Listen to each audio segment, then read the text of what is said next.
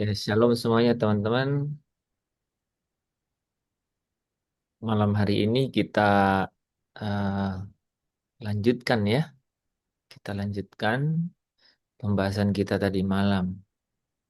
Saya masih kaitkan dengan sharingnya Yanti mungkin di bagian akhir supaya kebetulan sangat terkait juga.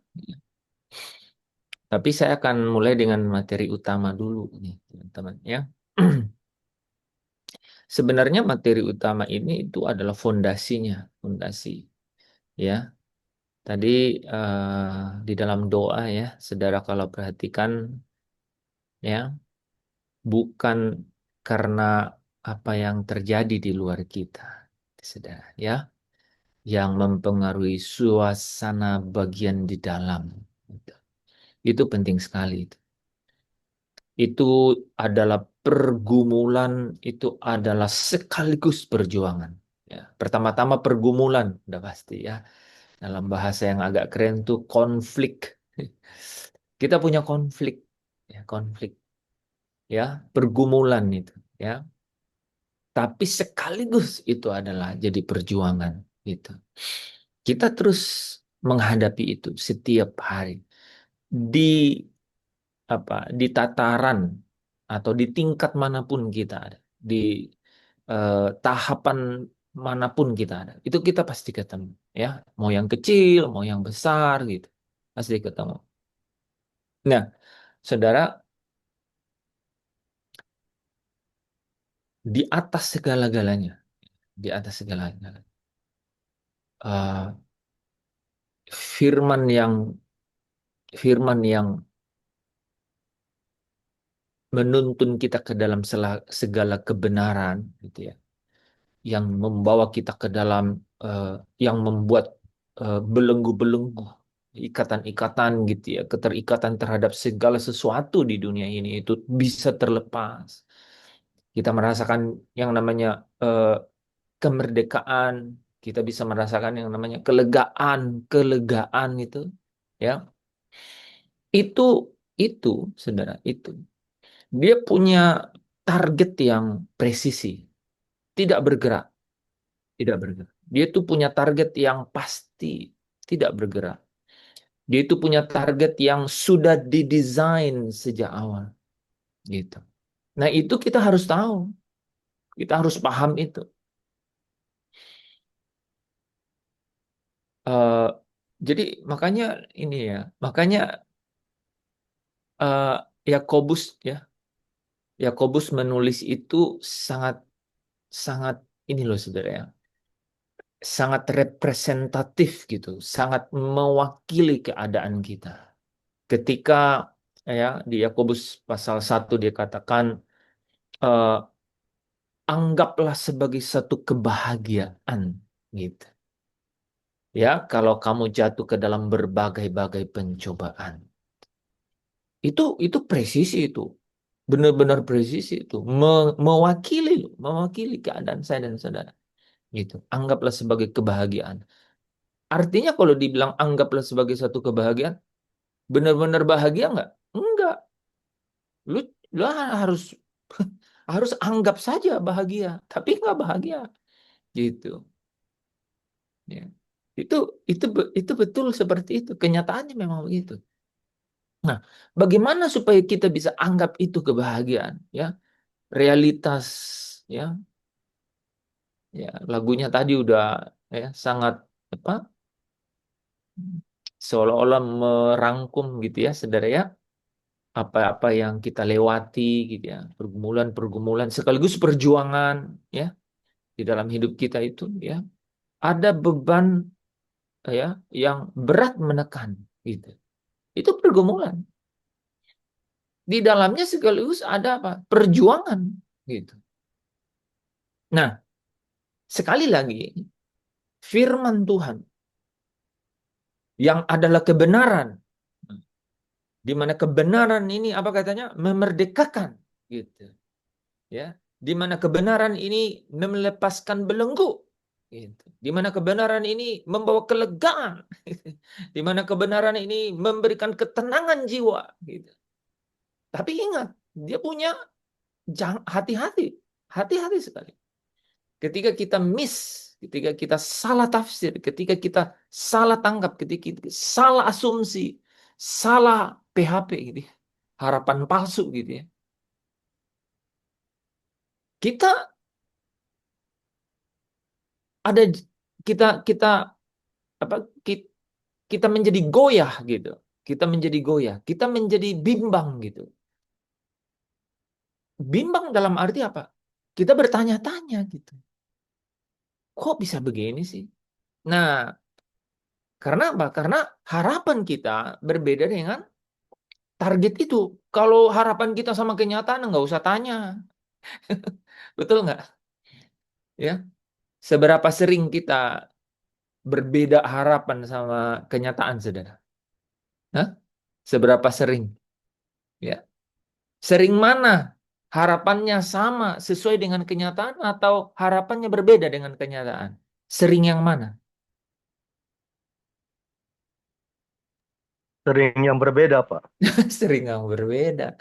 Ini kan Ko Afi kan udah ya udah sekian puluh tahun ya, sudah 60 tahun lebih lah hidup di dunia. Coba saya tanya yang masih agak muda, ya kan? Siapa yang paling muda? Grandy atau siapa? Dorcas. Kalau ada Rida, Rida kali. Ya, eh? Dorcas ya, betul ya. Coba ya saya tanya yang ini deh, Mira deh biar kelihatan Mira. Coba, ya. Sering mana harapan itu berbeda dengan kenyataan atau harapan itu hampir sama dengan kenyataan?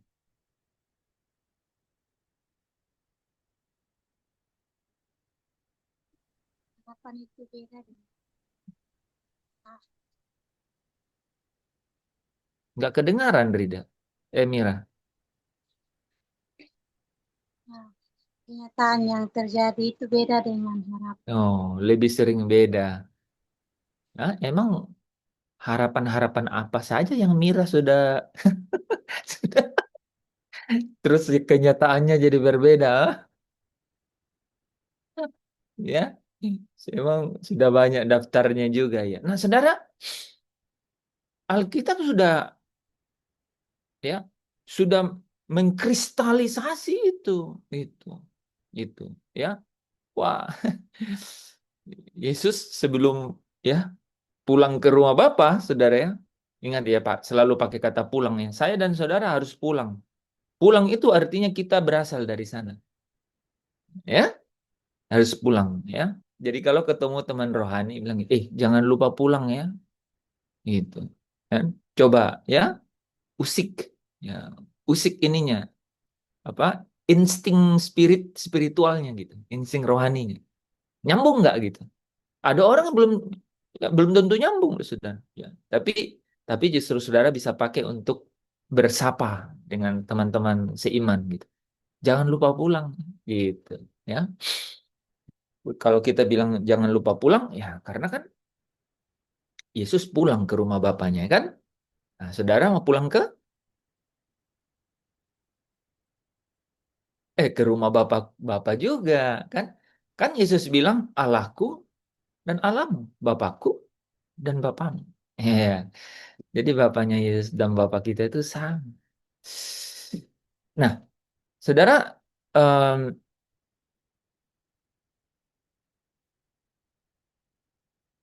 tidak pernah berubah itu yang namanya target daripada firman Allah yang adalah kebenaran itu.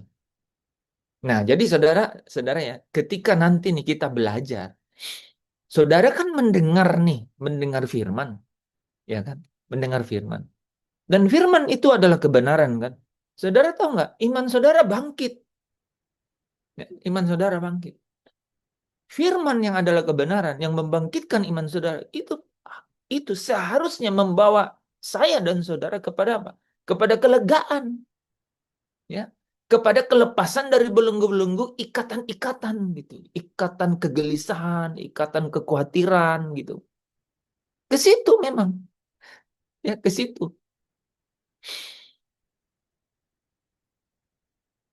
Tetapi, saudara, dia punya tujuan yang absolut, yang mutlak, nggak pernah bergeser. Dan yang saya mau bilang, itu bukan mengenai saudara. Wah, itu sayangnya itu. Kedua, itu bukan mengenai harapan-harapan saudara. Bukan. Yang ketiga, itu bukan mengenai sesuatu yang apa? Yang terasosiasi atau terhubung atau terkait dengan dunia ini, bukan. Gitu. Ini yang keempat ini, Paulus pakai kata-kata ini, tapi kadang-kadang kita susah membayangkan. Paulus bilang, ini bukan mengenai yang kelihatan. Aduh, kalau yang nggak kelihatan, aduh sudah Bapak, bagaimana kita berharap pada yang tidak kelihatan? Kan gitu, ya? Itu ayatnya Mira, toh? Di mana Mira? 2 Korintus 4 ayat 18, ya? Itu. Kami, apa katanya? Ah, Tidak memperhatikan yang kelihatan. ya, menaruh perhatian ya, bukan kepada yang kelihatan, tetapi kepada yang tidak kelihatan. Karena yang kelihatan itu sementara, tetapi yang tidak kelihatan itu kekal. Nah, Bapak Ibu Saudara yang dikasihi Tuhan, Pak, tapi kalau begitu seburam itukah? Sekabur itukah gitu? Tidak adakah sesuatu yang bisa diraba gitu loh, yang bisa kita apa keyakinan kita ini bersandar gitu. Apakah apakah apa sesamar-samar itu ya, Paulus pakai kata samar-samar gitu ya. Sebegitu hayalankah gitu? Tidak juga, saudara, ya.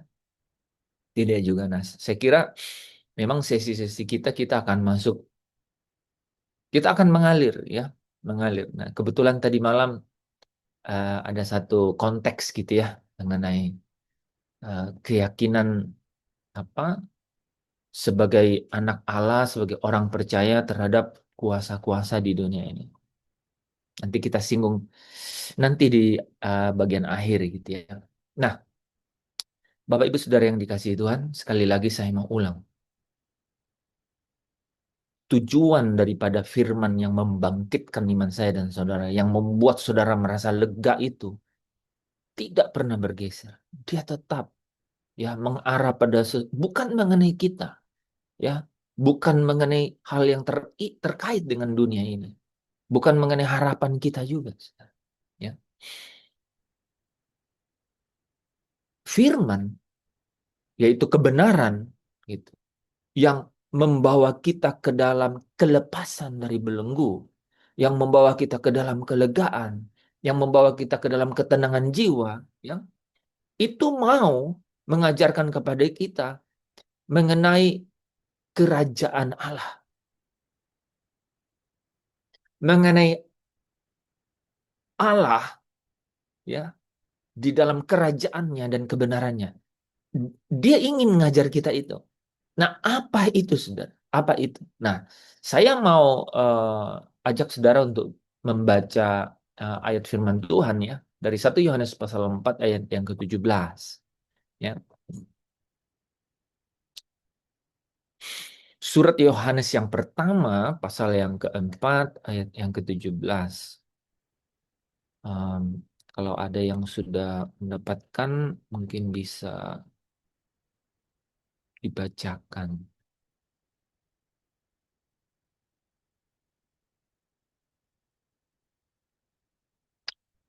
Mungkin 16 sampai 18 deh. Kita ambil satu ayat di atas dan satu ayat di bawah.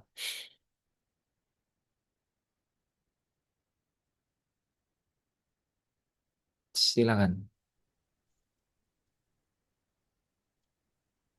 Sama Yohanes pasal 4 ayat 16 sampai 17.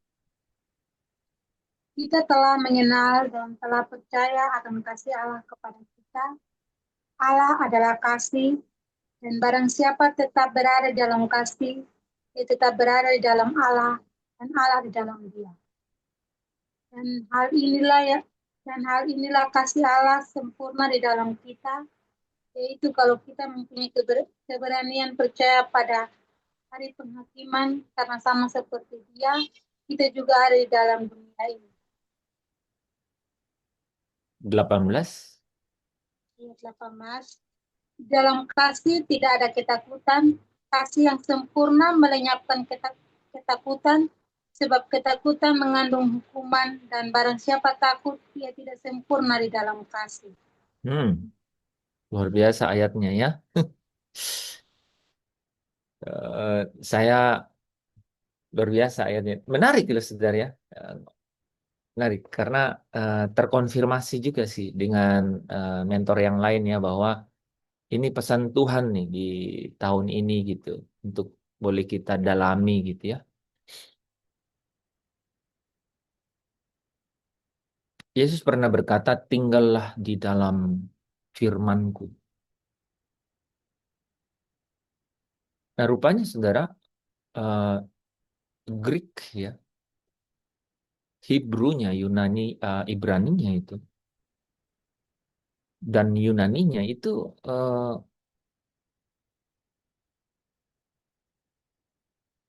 itu artinya berdiri gitu, berdiri. Jadi kadang-kadang kita jadi terasosiasi berbeda kan kalau bilang tinggallah di dalam seolah-olah jadi duduk gitu ya. Sementara tuh pengertiannya malah berdiri gitu. Nah, saudara bisa bayangkan orang yang berdiri di pesta ya atau di suatu acara dia dia itu apa? Dia itu pelayan atau dilayani, saudara? Biasanya yang berdiri pelayan ya. Atau yang berdiri ada yang sedang ya eh, punya tugas gitu. Nah, kata tinggal di dalam itu saudara dan saya artinya apa? Sedang bekerja, sedang melakukannya gitu. Bukan sesuatu yang pasif tapi aktif gitu.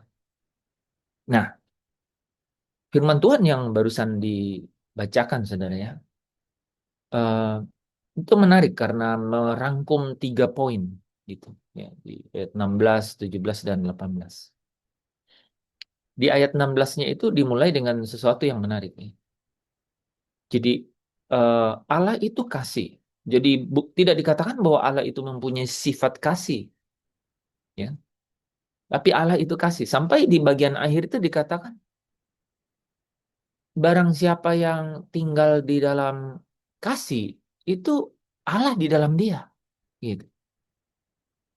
Itu. Kalau tinggal di dalam kasih itu Allah di dalam dia. Jadi menarik gitu saudara. Ada satu keadaan, ya, ada satu keadaan ketika kasih itu ya, ketika kasih itu eh, menguasai satu ya satu satu hubungan, ketika kasih itu menguasai satu persekutuan gitu. Ketika kasih itu menguasai satu komunikasi, ketika kasih itu menguasai satu hubungan gitu. Maka Allah ada di situ gitu. Menarik ya. Allah itu ada di situ. Jadi tidak bisa ya, tidak bisa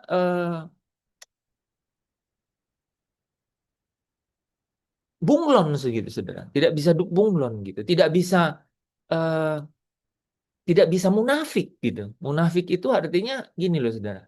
Hipokrit itu munafik itu artinya lain lain di bibir, lain di hati gitu.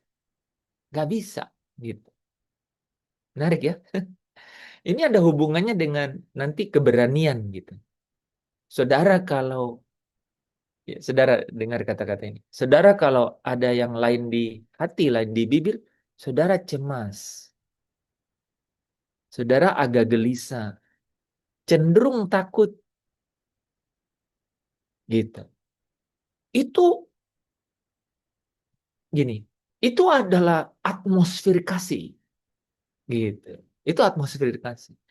Jadi ketika dikatakan bahwa Allah adalah kasih gitu. Dan barang siapa yang tinggal di dalam ya barang siapa yang tinggal di dalam kasih, Allah tinggal di dalam dia. Gitu. Barang siapa yang eh, tinggal di dalam Allah, dia pasti hidup di dalam atmosfer kasih.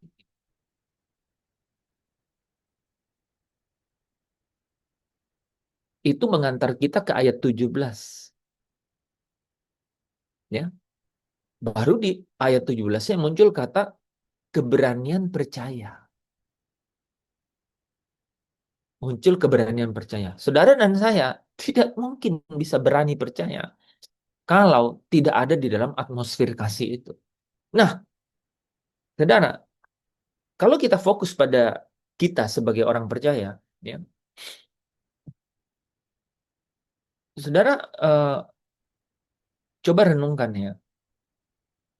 Terkadang kita merasa loh, saudara, bahwa Allah tidak mengasihi kita sepenuhnya. Ya, ada lagu ini kan, saudara kalau dengar ingat lagu ini ya, eh, janganlah Tuhan lalui, apa katanya? Berilah Berilah berkat. berkatmu. Ya, betul nggak?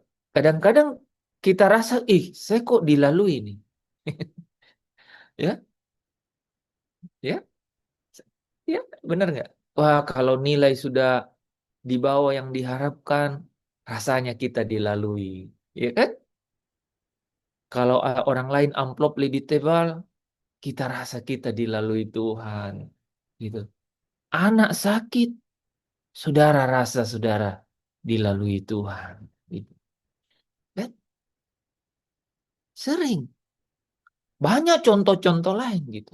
Kita kena marah, kita rasa kita dilalui Tuhan. Gitu.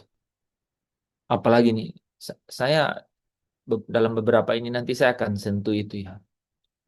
Karena sebelumnya saya, kalau saudara ingat, saya sudah sering juga angkat itu bahwa sebenarnya di dalam kelemahan tubuh atau sakit itu, saudara pasti paling merasa itu.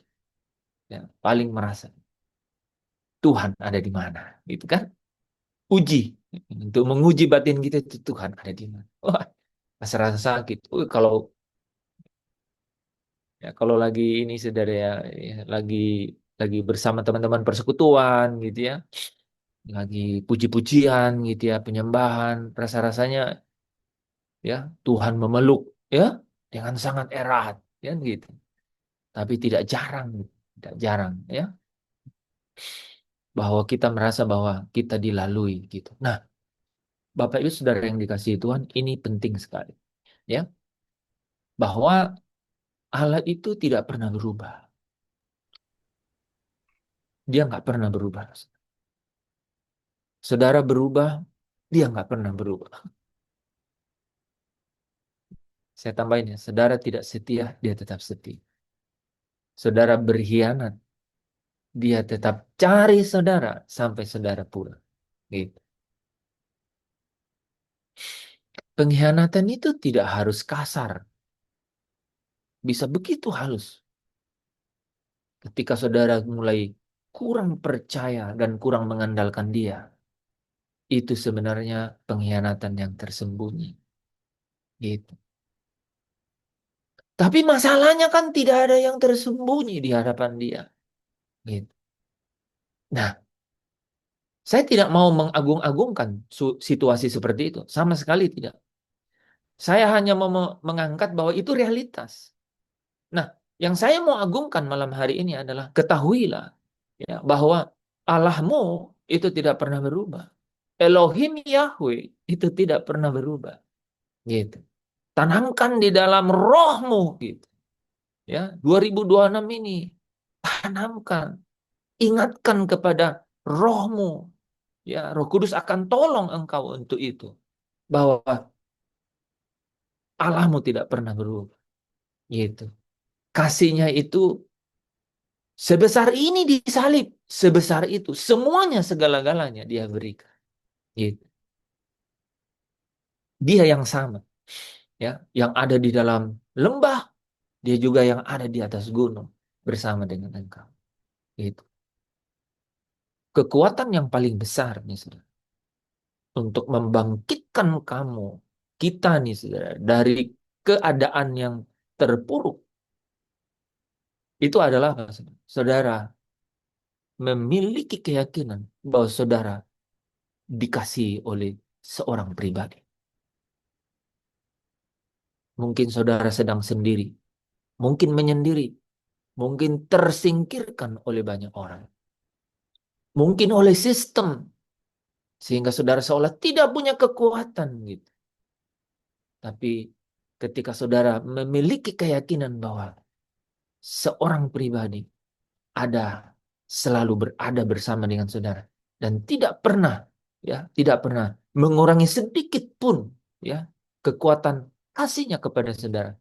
Itu yang membuat saya dan saudara memiliki banyak imajinasi, membangkitkan banyak fantasi mengenai pengharapan itu selalu ada. Di keadaan bawah, paling terpuruk, gitu, saudara akan disentuh oleh kekuatan itu. Nah, ini yang saya mau eh, saudara dan saya itu eh, sungguh-sungguh belajar, gitu. Dan belajarnya ini bukan hanya di tataran akali, saudara, pikirannya, tapi benar-benar saudara uji setiap hari. Ketika persoalan itu datang, ketika tantangan itu datang, ya, ketika target nih datang nih saudara, target saudara diharapkan untuk punya misalnya yang mahasiswa tuh IP-nya 3,9 gitu misalnya ya. Targetnya muncul. Wah, ya, kadang-kadang kan ya kalau SKS-nya 24 kan wah lumayan juga ya. Gitu ya. Berarti ya yang semuanya yang lain ya cuman satu B plus, sisanya A. Ya, jadi kan kadang-kadang kan ya kalau yang kerja saudara dikasih target penjualan sekian gitu.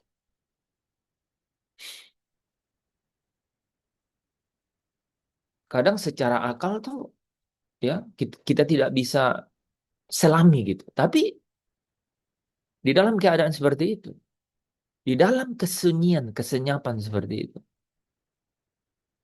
saudara harus selalu menguji nih, ya, insting spirit saudara.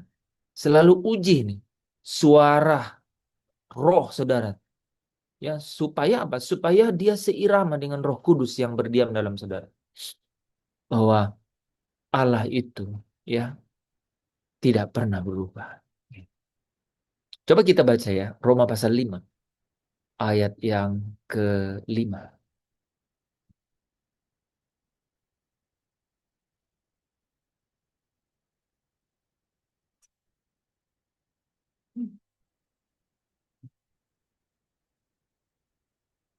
Roma pasal yang ke-5 ayat yang ke-5. Roma 5 ayat yang kelima. Dan pengharapan tidak mengecewakan karena kasih Allah telah dicurahkan di dalam hati kita oleh Roh Kudus yang telah dikaruniakan kepada kita. Saudara, kalau baca ayat ini jadi dibalikkan. Karena Roh Kudus yang dicurahkan di dalam saudara, maka kasih Allah itu saudara bisa rasakan sehingga saudara tahu bahwa pengharapan itu tidak mengecewakan. Perhatiin nggak ayatnya? Gitu. Perhatiin ayatnya itu. Memang itu terjemahan bahasa Inggris sehingga bahasa Indonesia itu membuatnya begitu, ya. Saking kompleks, gini nih. Saking tidak bisa dilepaskan satu sama lain itu kalimat itu sehingga sampai berurut ke belakang, gitu. Jadi karena Roh Kudus yang dimeteraikan di dalam saya dan saudara, maka Roh Kudus ini yang akan meyakinkan saudara bahwa kasih Allah itu tidak pernah berubah. Allah itu selalu mengasihi saudara. Sehingga itu yang menyebabkan pengharapan itu tidak pernah mengecewakan. Bukan PHP. Saudara bangun pagi nih. Wah, setiap pagi belum tentu cerah kan? Ya kan? Gitu. Coba kalau bangun hujan keras gitu. Ya, tentu saja eh, ya agak gelap kan gitu. Itu itu itu sebatas itu mata memandang, kan gitu. Nah, tapi mata hati, mata hati saudara, saudara ya, mata hati saudara itu tetap harus bisa berkata Allah di sini. Gitu. Ya, walaupun kalimat berikutnya tidak ada matahari, gitu ya, tapi tetap bisa bicara Allah di sini. Sekalipun mendung, hujan yang ya gitu. Allah di sini. Coba, coba ayo di dalam hati Allah di sini. Nah, coba sesederhana itu. Allah di sini. Jadi setiap hari saudara uji, sungguh-sungguh kan kita itu merasakan bahwa Allah di sini. Gitu. Nah, malam hari ini atmosfer Allah hadir sedang Rasul Yohanes membawa kita ke dalam bahasanya kasih. Gitu. Nah, kata ini penting. Ya. Paulus katakan iman, pengharapan, dan kasih. Yang lain lenyap, tapi kasih tinggal tetap. Nah, ini luar biasa. Ini pasti berkaitan langsung tuh, saudara. Ya, saya membawa saudara, ini tuh ya saudara ya, ini seperti klise. Klise itu seperti diulang-ulang gitu ya. Seperti sesuatu yang, wah ini kopian melulu gitu ya. Kopian kan gitu ya. Diduplikit, copy paste gitu ya. Tapi orang yang mau benar-benar serius memahami itu yang menjadi sumber dari segala sesuatu. Itu jadi sumber. Jangankan ada di dalam lembah, di atas gunung saja, artinya dalam keadaan sedang baik-baik gitu, atau sedang dalam pencapaian target yang oke gitu. Di atas gunung saja bahasa itu juga menggelegar gitu. Ya, bahwa kasih Allah itulah yang kemudian membawamu ke atas gunung gitu. Dia tetap tersentuh. Ya, makanya saya ingat lagu itu ya. Em, sempat membuatku terpesona. Jadi apa yang tak pernah kupikirkan, semuanya telah kau sediakan bagiku. Di atas puncak tetap berkata, siapakah aku ini, Tuhan? Gitu. Itu menarik, saudara. Jadi apalagi keadaan-keadaan di mana kita sering ada, yaitu di lembah, ya, di jurang yang dalam. Daud, Daud menggambarkannya lembah kekelaman. Bahkan sering dia pakai kata shadow of the darkness, bayang-bayang maut, bayang-bayang kegelapan. Artinya di titik nadir paling bawah gitu. Tapi Daud berkata, engkau ada di sana. Engkau ada di sana. Memegang aku dengan tangan kananmu yang membawa kemenangan. Gitu. Itu pengharapan yang tidak mengecewakan. Saudara tahu dari mana itu asalnya? Berasal dari keyakinan akan kasih Allah. Atmosfer kasih yang menguasai ruang batin, saudara. Jadi selalu siarkan, saudara. Selalu gelegarkan di dalam ruang batinmu bahwa aku dikasihi, aku orang yang dikasihi. Gitu, ya. Nah, teman-teman, ya. Di ayat 17 muncul kata kasih Allah sempurna. Ya kan? Berarti ada yang nggak sempurna nih. Nah, ini buat kita itu ini tidak tidak mau ini ya, tidak berkata bahwa oh ada orang yang tidak sempurna kasih Allah di dalam dia ya, atau ada orang yang sempurna kasih Allah di dalam dia. Itu sama sekali Sama sekali bukan itu pemahamannya, saudara. Ya. Tetapi ketika dikatakan di sini, inilah kasih Allah, dalam hal inilah kasih Allah yang sempurna itu, ya, itu bicara mengenai satu keadaan yang sudah terjadi. Saya ulang ya, satu keadaan yang sudah terjadi. Kata sempurna di sini itu pasti masih pakai kata teleios, ya, ya, masih pakai kata teleios. Sempurna, sempurna artinya selesai, sudah terjadi gitu. Nah, di dalam hal inilah kasih Allah itu sempurna. Di dalam apa ya? Di dalam hal apa? Nah, ini yang kita ulang sih sebenarnya ini, tapi saya ingin membuat satu tatanan baru gitu. Satu tatanan baru. Di dalam ruang batin kita ini harus ditata baru gitu. Sehingga apa? Sehingga fondasi itu jangan sampai di atas atap. Atap tuh di dinding gitu. Dinding didudukin. Hmm, kacau, ya kan? Sering kita begitu. Saudara tahu arti orang gelisah? Orang gelisah itu atap didudukin, gitu. Ya, gitu. Fondasi disandarin, gitu. Itu gelisah. Muncul dari bimbang, gitu. Ini yang mana? Jadi kita perlu membawa kembali kepada tatanannya. Nah, ketika saya buka ya hari Jumat kemarin ya, sambil bicara Pak Roni itu, kemudian saya ini tuh, dibawa pada satu uh, ayat firman Tuhan. Ibrani 12 kan. Ibrani 12. Ya, ayat yang kedua ya. Bunyinya bagaimana Saudara?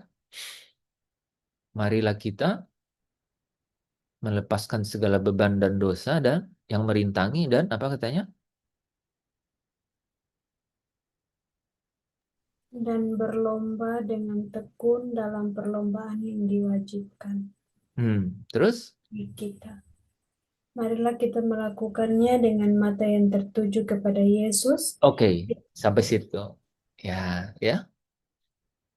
Ya, karena kata sempurna udah menunggu di ujung ya nanti. Ya kan? Gitu. Jadi untuk menu yang dimaksudkan sempurna di sini tuh ada. Gitu. Yaitu apa? Dalam hal inilah, marilah kita melakukan hal ini gitu. Itu dengan apa? Mata yang tertuju kepada Yesus. Jadi ketika muncul kata sempurna di sini, Saudara, kasih Allah sempurna ini bercerita mengenai satu karya yang sudah selesai gitu. Di dalam hal inilah kasih Allah itu sempurna. Bahwa apa? Bahwa kita yang dulu gitu. Kita dari cara hidup kita dari latar belakang kita gitu. Ya, dari gaya hidup kita gitu. Dari semua dosa kita. Ya, menarik ya. Dosa kita yang dulu. Sekarang bahkan bahkan nanti Saudara, ya, itu diselesaikan. Gitu. Nah, tidak lain dan tidak bukan artinya apa? Saudara dan saya ditebus. Saudara kalau baca backgroundnya teman-teman ini, redeem, redeem, redeem. Redeem itu artinya apa? Ditebus. Redeem worship. Satu penyembahan yang keluar dari hati yang merasa ditebus. Makanya itulah penyembahan yang terdalam. Penyembahan yang kalau bukan kau, kalau bukan karena kasihmu, kalau bukan karena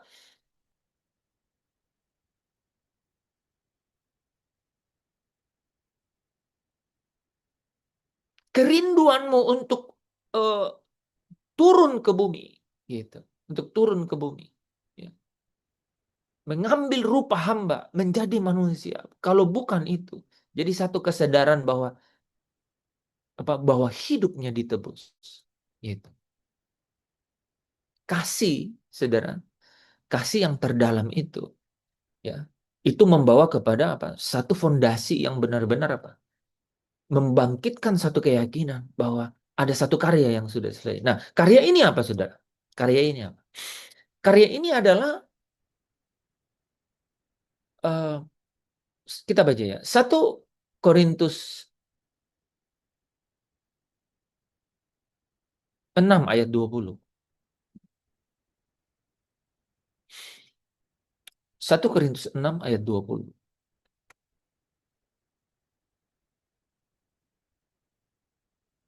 1 Korintus 6 ayat yang ke-20. Sebab kamu telah dibeli dan harganya telah lunas dibayar. Karena itu muliakanlah Allah dengan tubuh. Amin.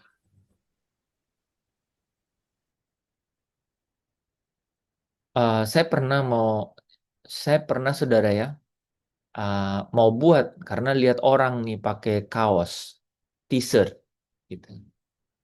T-shirt. Ah, dia orang dia orang pelayanan, bukan hanya pelayanan, dia orang misi. Lebih jelas ya, orang misi. Ditulis di kaosnya, saudara, di t-shirtnya, telah lunas dibayar. Orang kalau ketemu itu, saudara pikir apa coba? Itu di t-shirtnya ditulis telah lunas dibayar. Ini kalau kita kan langsung, oh ini 1 Korintus 6 ayat 20 ya, kalau hafal ayatnya toh. Dia jalan di mall terus tulisan di situ telah lunas dibayar. Gitu. Nah, saudara, itu nggak main-main kata-kata itu. Dalam bahasa Inggris tuh lebih enak. Ya. Tapi saya nggak tahu bahasa Inggrisnya. Ya, ya, telah lunas dibayar. Coba lihat diri saudara. Mira sudah lunas dibayar. Gitu. Itu ditebus. Tahu nggak arti kata ditebus? Saudara sudah lunas dibayar. Utang dosa itu sudah dipaku di kayu salib. Itu lunas dibayar. Jadi kamu ini telah lunas dibayar. Jadi apa? Apa next? Apa kemudian yang harus kita kerjakan? Ya, muliakanlah Allah dengan segenap hidupmu. Itu kata-katanya cukup umum ya. Gitu. Yang agak khusus apa? Jangan takut lagi. Gitu, kira-kira kan? Ya, jangan takut lagi. Gitu. Bangkitkan keberanianmu. Gitu. Keberanian percaya. Gitu. Ya. Jadi, kasih Allah sempurna itu tiba-tiba membuat satu identitas baru dalam diri saya dan saudara. Anda adalah orang-orang yang sudah ditebus. Orang yang lunas dibayar. Saudara adalah ciptaan yang baru. Memiliki posisi. Ingat ya, kata-kata ini muncul. 2 kata yang akan saya ulang-ulang nih, saudara. Ya, di bagian pertama ini. Saudara memiliki posisi dan memiliki identitas. Ini langsung terkait nih dengan case-nya Yanti nanti. Jadi orang ya, saudara, demo usir setan itu bukan demonstrasi keras-kerasan ngomong gitu. Ya. Mengusir setan itu keyakinan akan identitas dan posisi dan ketenangan dalam rasa percaya gitu. Ya, bukan demonstrasi keras-kerasan ngomong gitu. Itu. Ini menarik, pernah nih ya. Menarik kan? Nih, Ko Afi tadi kemarin cerita kan. Wah, ya, udah 2 jam tuh ya. Ya, pelayan apa hamba Tuhan kan yang tunanetra itu ya, 2 jam keringatan gitu. Tiba-tiba dia ambil satu langkah, satu langkah. Itu langkah posisi itu langkah identitas itu namanya. Tiba-tiba dia datang, hambamu ini tidak ada, jangan permalukan hambamu. Bagaimana harus, apa yang hamba harus lakukan. Itu langkah identitas, langkah posisi. Gitu. Justru di dalam ketenangan itu, gitu. Ya. Nah, itu nanti poin kedua ya, saudara. Tapi langsung bisa terkait loh. Betapa pentingnya itu yang namanya karya Kristus yang sudah menebus saya dan saudara. Ya, ya. Engkau telah lunas dibayar. Gitu. Ya. Apa katanya?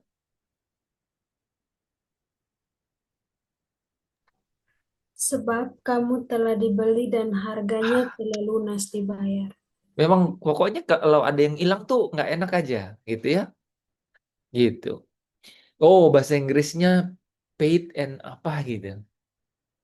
Lunas dibayar. Pokoknya enak tuh.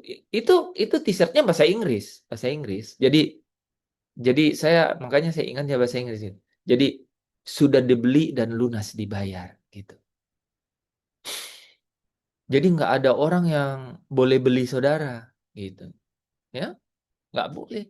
Nggak ada. Ya. Yuli jangan mau dibeli oleh siapapun ya. Karena Yuli udah dibeli dan lunas dibayar gitu. Punya apa? Posisi. Udah punya posisi gitu. Punya apa? Identitas gitu. Nah, posisi dan identitas ini apa maksudnya, Saudara? Posisi dan identitas di dalam Kristus. Gitu. Ya. Posisi dan identitas di dalam Kristus. Coba kita baca Roma 8 ayat yang ke-10, kalau nggak salah.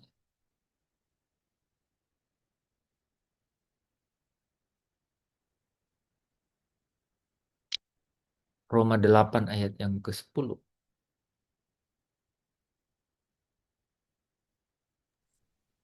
Roma 8 ayat 10, tetapi jika jika Kristus ada di dalam kamu, maka tubuh memang mati karena dosa, tetapi roh adalah kehidupan oleh karena kebenaran. Bayangkan nggak sebuah posisi, sebuah identitas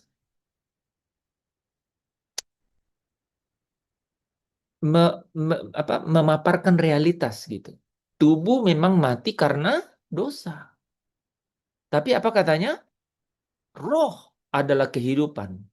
Ya, karena apa? Karena kebenaran. Gitu. Yaitu apa? Jika Kristus ada di dalam kamu. Gitu. Nah, karena roh Kristus, karena kamu adalah milik Kristus, maka roh Kristus ada di dalam kamu. Ya, ya karena kamu adalah milik Kristus, roh Kristus ada di dalam kamu. Nah, apa yang terjadi ketika identitas dan posisi ini ada? Ya, kita mau mengakhiri bagian pertama ini. Apa yang terjadi, Saudara? Nah, kita lanjutkan baca ayat yang ke-33 dan 34.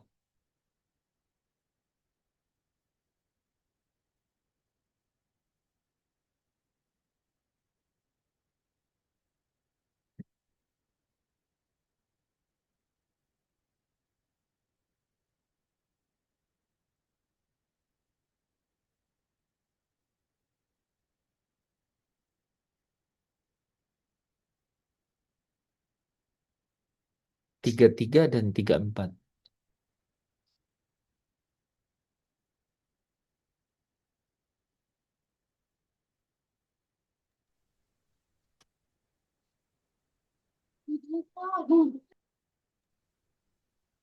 Di Roma ya, Bang. Iya, lanjutin Roma 8 tadi. Kan Roma 8 ayat 10, kemudian nanti 33 dan 34.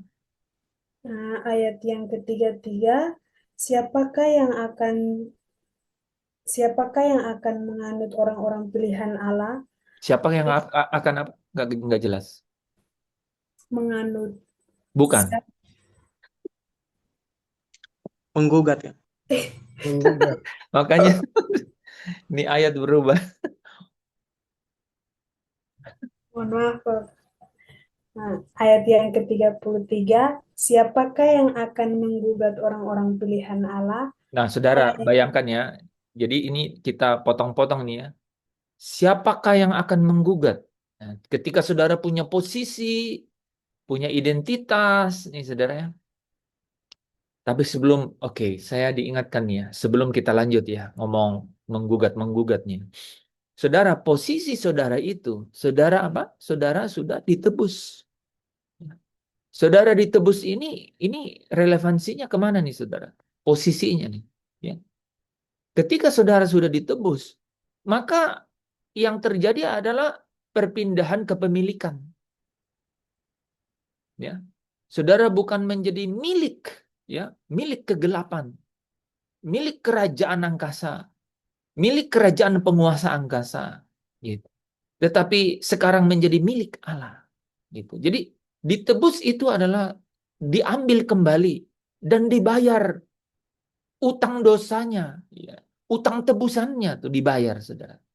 Gitu.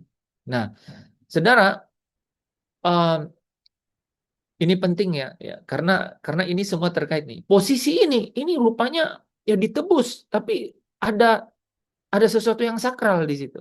Ya, mari kita baca ya. Eh, ayatnya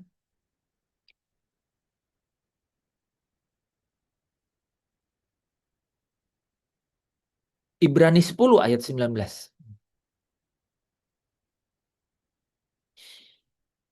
Ibrani 10 ayat 19.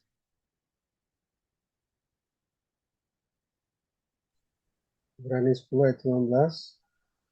Jadi saudara-saudara, oleh darah Yesus kita sekarang penuh keberanian dapat masuk ke dalam tempat kudus.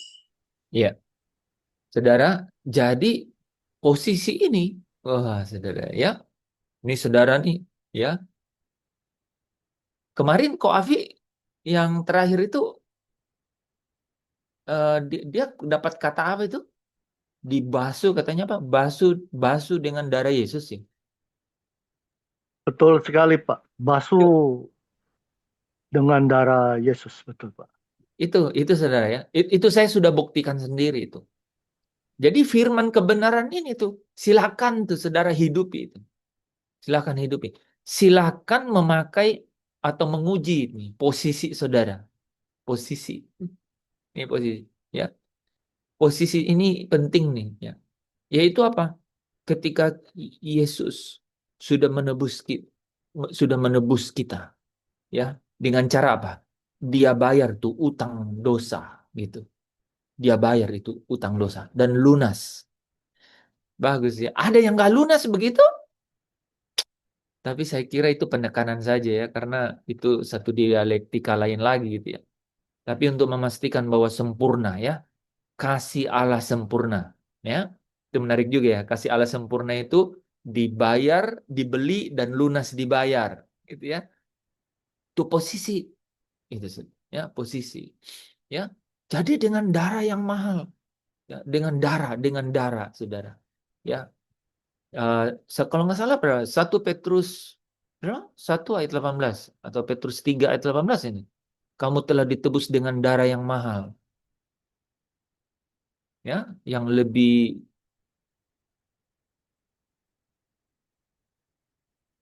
mahal dari barang apa? Lebih mahal daripada barang fana atau emas gitu ya. 1 Petrus 1 ayat 18. Sebab Betul kamu ya. tahu bahwa kamu telah ditebus dari cara hidupmu yang sia-sia, yang kamu warisi dari nenek moyangmu itu bukan dengan barang yang fana, bukan pula dengan perak atau emas, melainkan dengan darah yang mahal. Darah yang mahal ya. Jadi saudara, posisi kita ada di situ itu wah, darah tuh, bayarannya darah tuh saudara. Nah, sekarang nih ya, darah saudara. Makanya saudara pasti ini kata-kata ini saudara ingat ketika masuk di Yohanes pasal 6, barang siapa minum darahku, wah saudara itu bergetar di situ. Saudara nggak bisa, ku takkan lupa kasihnya. Nggak bisa saudara, nggak bisa terlepas itu kekuatan kuasa itu. Gitu. Ya, gairah itu nggak bisa gitu. Excitement, kegairahan itu nggak bisa hilang karena saudara tahu banget bahwa darah yang mahal. Oleh darahnya itu saudara bisa punya keberanian masuk ke tempat kudus. Keberanian masuk itu saudara posisi itu, identitas itu. Mana tiketnya? Oh, nggak punya tiket, nggak bisa masuk. Saudara kalau punya pas, apa katanya? Pas apa? Bukan, pas untuk masuk itu apa namanya? Kalau kita masuk sesuatu pas ini ya. Bukan boarding, pas tiket pas lah gitu ya untuk masuk gitu. Untuk masuk. Nah, itu darah, saudara. Darah. Saudara, makanya kalau ya lagi ikut perjamuan kudus kan, ya, inilah darahku, darah perjanjian yang dimeteraikan, gitu. Ya, inilah darah, ya, darah perjanji, inilah darahku yang yang menjadi meterai, ya, menjadi darah perjanjian. Ya, jadi darah ini adalah darah perjanjian, gitu. Membuat saya dan saudara memiliki posisi dan identitas itu. Nah,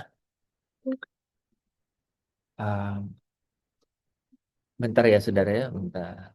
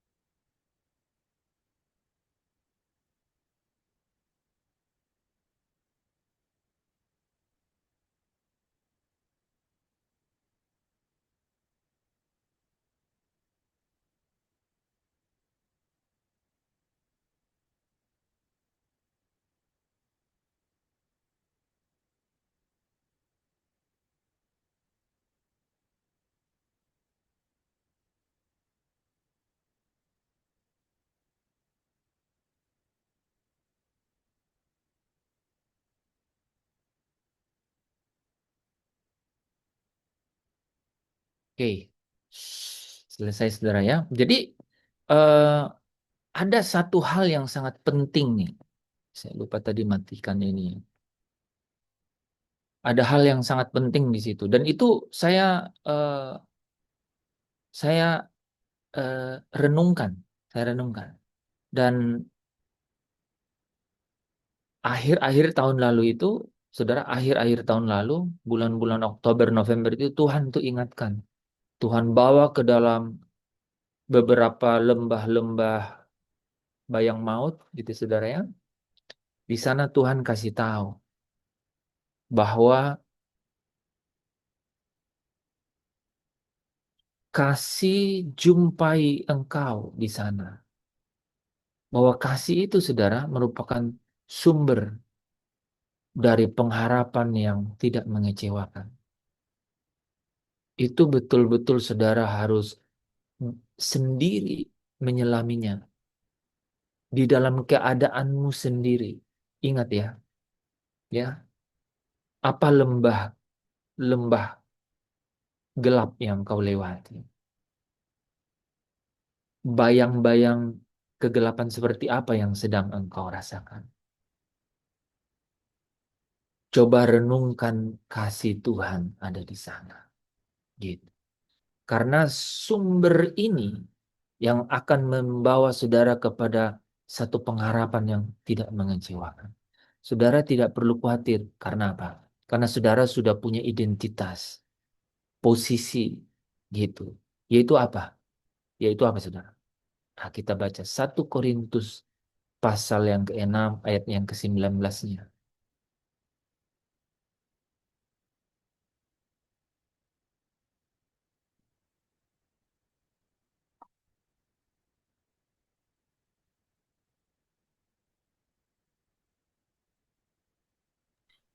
Atau tidak tahukah kamu bahwa tubuhmu adalah bait Roh Kudus yang diam di dalam kamu, Roh Kudus yang kamu peroleh dari Allah, dan bahwa kamu bukan milik kamu sendiri.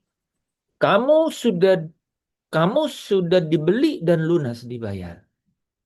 Kamu bukan milik kamu sendiri. Ya kan? Itu ayat 20-nya, dibeli dan lunas dibayar. Berarti kamu bukan milik kamu sendiri. Terus aku siapa? Kamu bait Allah. Karena apa? Karena roh Allah berdiam di dalam kamu. Oh, tidak tahukah kamu bahwa kamu adalah bait Allah? Tidak tahukah kamu bahwa tubuhmu adalah bait Roh Kudus? Gitu. Yaitu apa? Roh Kudus yang diam di dalam kamu. Jadi saudara di keadaan yang senyap, sunyi, sepi, saudara sendiri, ya, tersingkirkan, ya, di lembah gitu, di bawah tekanan berat gitu. Saudara butuh sesuatu dan tidak ada pertolongan. Kasih, jumpai aku di sana. Di sana, di tempat-tempat seperti itu, kasih itu saudara bisa rasakan. Gitu. Kasih memeluk. Gitu. Jadi dia hadir. Atmosfernya itu hadir. Karena dia akan menghasilkan apa? Pengharapan yang tidak mengecewakan. Saudara, waduh. Orang yang saudara pikir saudara sayang saudara gini. Harusnya sayang saudara. Yang saudara mungkin sayang dia, kasih perhatian. Saudara berpikir dapat perhatian balik. Juga tidak ada. Gitu. Dan mungkin, mohon maaf, bisa saja mengkhianati. Tidak peduli. Yang sering kita dengar marah-marahin saudara. Tidak memperhatikan saudara. Menyepelekan saudara. Allah itu ada di sana. Gitu. Nah, saudara ingat ya. Ini saudara nggak buat-buat. Kenapa? Saya ulang satu kalimat. Ini di dalam Roma 5 ayat 5 tadi. Ya. Karena apa katanya? Karena karena apa? Karena roh Allah. Dikatakan di situ apa?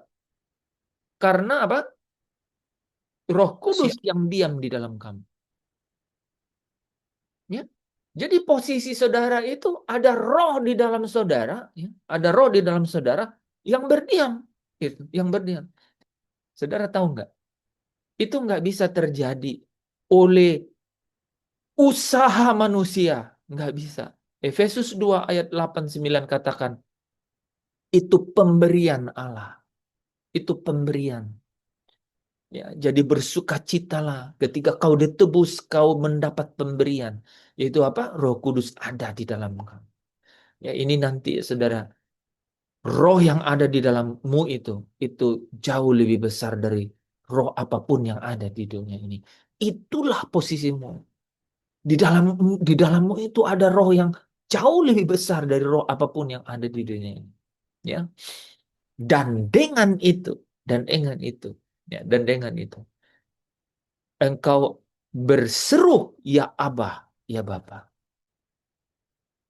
Kita baca ayat itu ya. Roma pasal 8 tadi ya. Kita balik ke ayat yang ke-15 dan 16.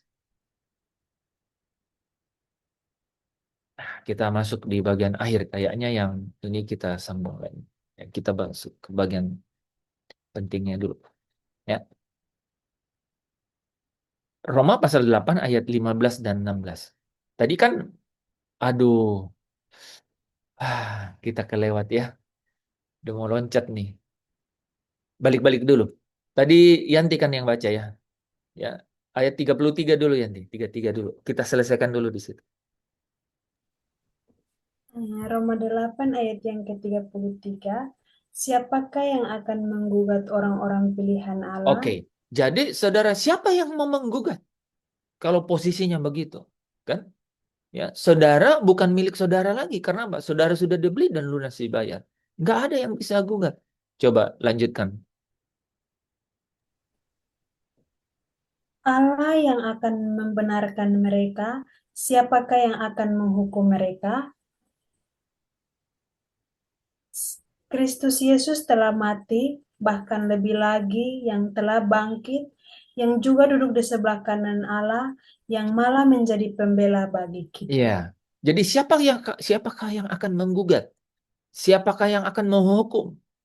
Malah Kristus itu yang akan menjadi pembela, ya, menjadi pembela. Jadi apa? Posisinya kuat, ya, identitasnya jelas, saudara. Nah, sekarang kalau posisinya kuat, identitasnya jelas, seharusnya kita ini seperti apa? Jadi bukan sesuatu yang kita bangkit-bangkitkan sendiri. Tapi karena apa, saudara? Itu pemberian. Yang penting adalah engkau dan saya benar-benar meyakini itu, gitu. Saudara, makanya penting tinggal di dalam firman itu. Ya, ketika saudara mendengar firman ini, imanmu bangkit. Apanya yang bangkit? Ya, keyakinannya akan apa? Akan posisi dan identitas itu. Gitu. Ya. dalam dua hal nih ya, nanti kita bahas nih ya. Malam ini nggak bisa mengenai bagaimana kita berdiri punya posisi dan punya identitas terhadap kuasa gelap di dunia ini. Tetapi yang lebih penting adalah sebagai orang percaya di dalam pergumulan hidup ya, sekaligus perjuangan hidup ya di dunia ini. Saudara harus mengerti bahwa ada posisi dan identitas. Ada kasih, ada atmosfer kasih yang selalu apa? Hadir. Yang apa? Yang tidak pernah mengecewakan saudara. Yang memberikan saudara pengharapan yang tidak pernah mengecewakan gitu. Oke. Nah, mari kita dan kalau begitu apa yang terjadi saudara ya, di ayat 15 dan 16. Ayat yang ke-15, sebab kamu tidak menerima roh perbudakan yang membuat kamu menjadi takut lagi. Amin. Jadi teman-teman lihat ya. Karena roh itu ya berdiam di dalam kita, maka dan semua korban yang terjadi sebelum roh itu berdiam di dalam kita gitu ya, yaitu penebusan itu, yaitu darah itu, saudara,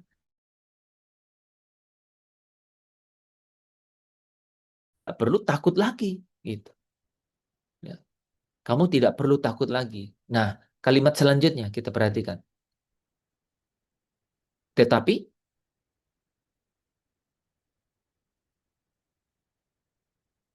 tetapi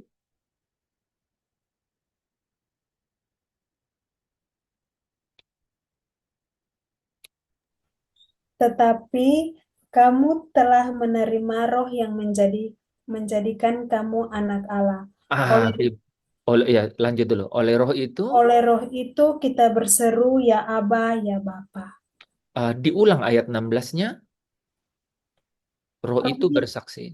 roh itu bersaksi bersama-sama dengan dengan roh roh itu bersaksi bersama-sama dengan roh kita bahwa kita adalah anak-anak Allah. Amin. Nah, saudara, ada yang penting nih, poin kedua nih. Ketika saudara dan saya tahu bahwa mengenai posisi dan identitas, ini identitas jadi penting. Kalau saya tanya Pak Tadus nih, identitas Pak Tadus apa?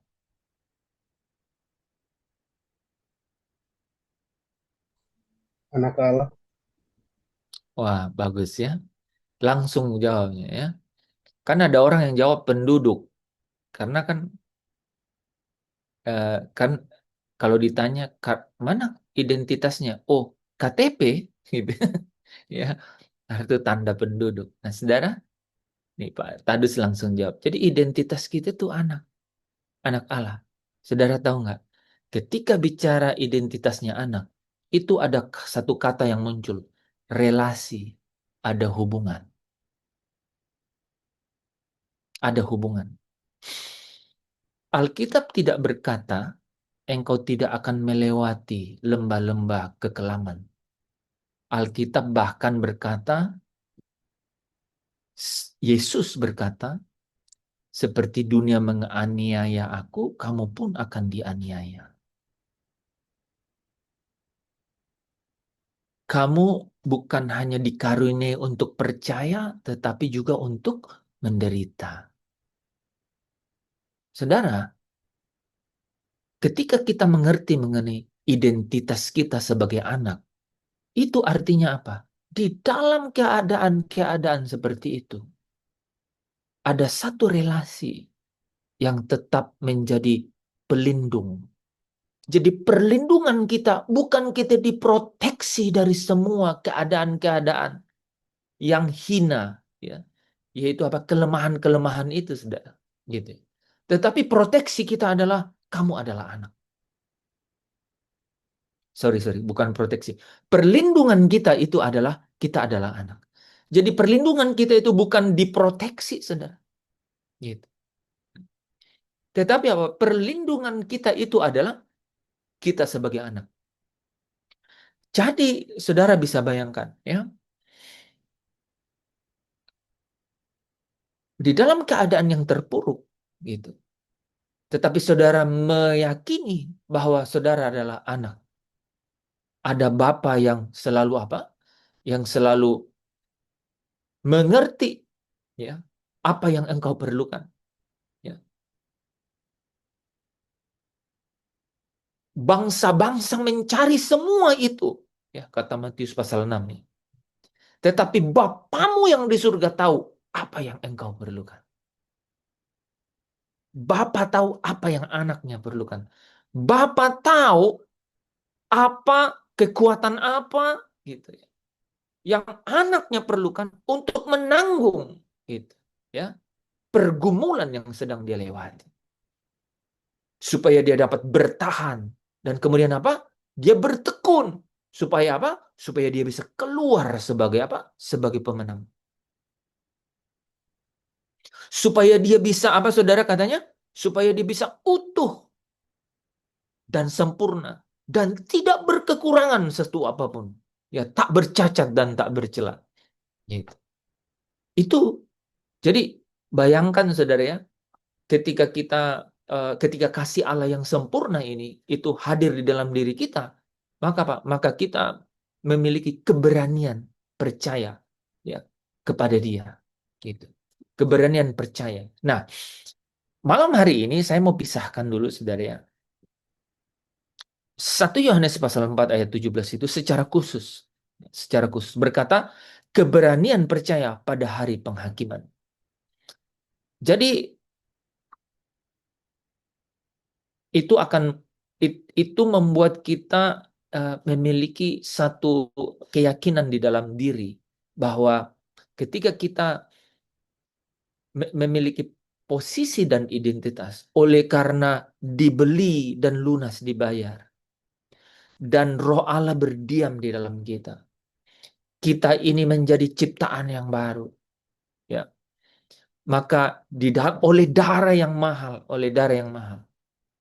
maka tidak ada lagi. Nah, sebelum saya itu berarti saudara, hukuman yang harusnya ditanggungkan kepada saya dan saudara itu telah dijatuhkan oleh Allah di dalam Kristus. Roma 8 ayat yang ketiga.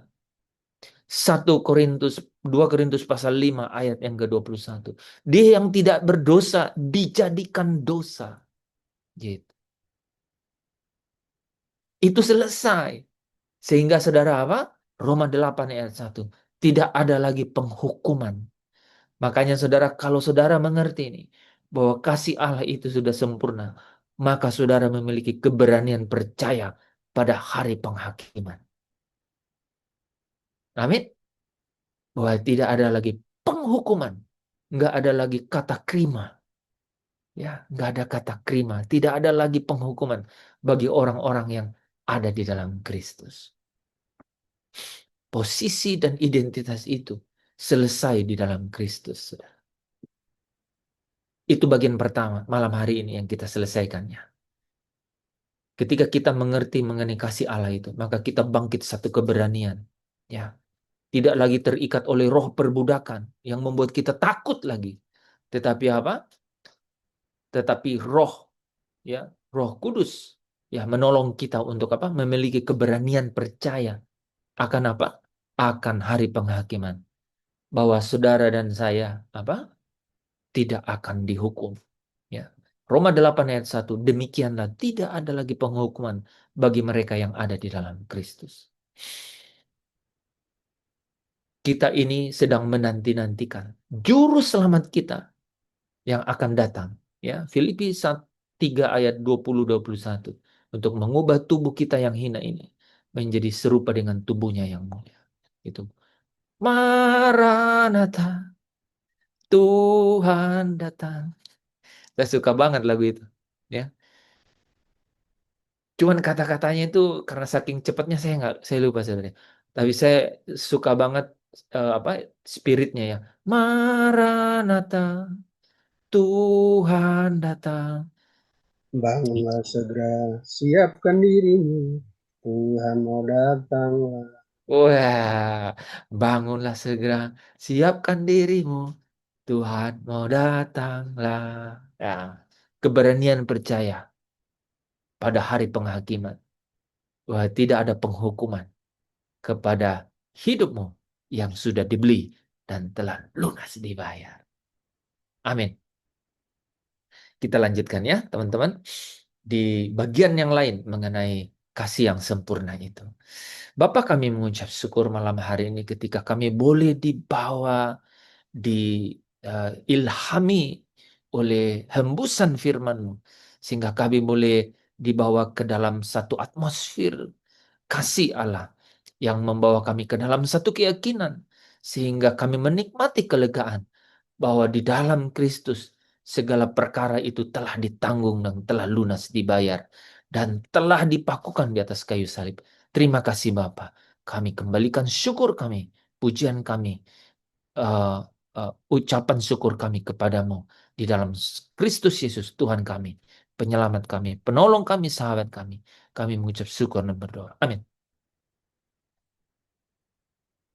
Amin. Amin. Amin.